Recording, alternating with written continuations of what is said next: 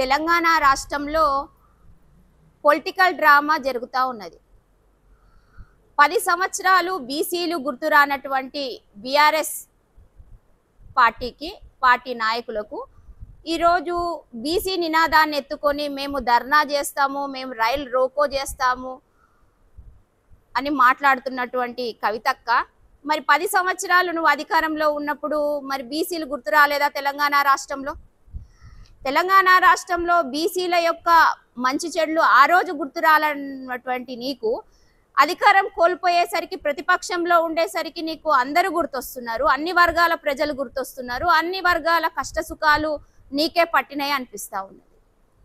ఈరోజు బీఆర్ఎస్లోనేమో నువ్వు మరి నువ్వు బీఆర్ఎస్ పార్టీనా జాగృతిగా కొత్త పార్టీ పెట్టినావో అర్థం కావట్లేదు.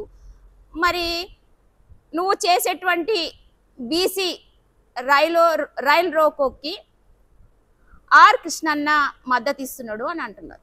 ఆర్ కృష్ణన్న మరి ఏ పార్టీకి సపోర్ట్ చేస్తున్నాడు? బీజేపీకి సపోర్ట్ చేస్తున్నాడు. అంటే ఇప్పుడు మేము ఏం అర్థం చేసుకోవాలా? తెలంగాణ సమాజం ఏం అర్థం చేసుకోవాలా? బీఆర్ఎస్ బీజేపీ ఒకటే అని అర్థం చేసుకోవాలా?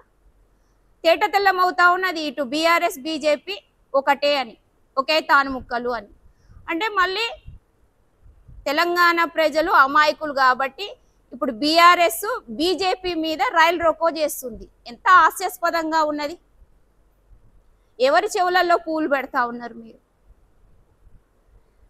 42% బీసీ రిజర్వేషన్ ప్రకటించినటువంటి కాంగ్రెస్ ప్రభుత్వము దేశంలోనే మొట్టమొదటిసారిగా 42% బీసీ రిజర్వేషన్ని తెర మీదకి తీసుకొచ్చి దేశంలో అన్ని రాష్ట్రాల ప్రజలు కూడా తెలంగాణ రాష్ట్రం వైపు చూస్తున్నాయి, గర్వకారణంగా చూస్తూ ఉన్నాయి.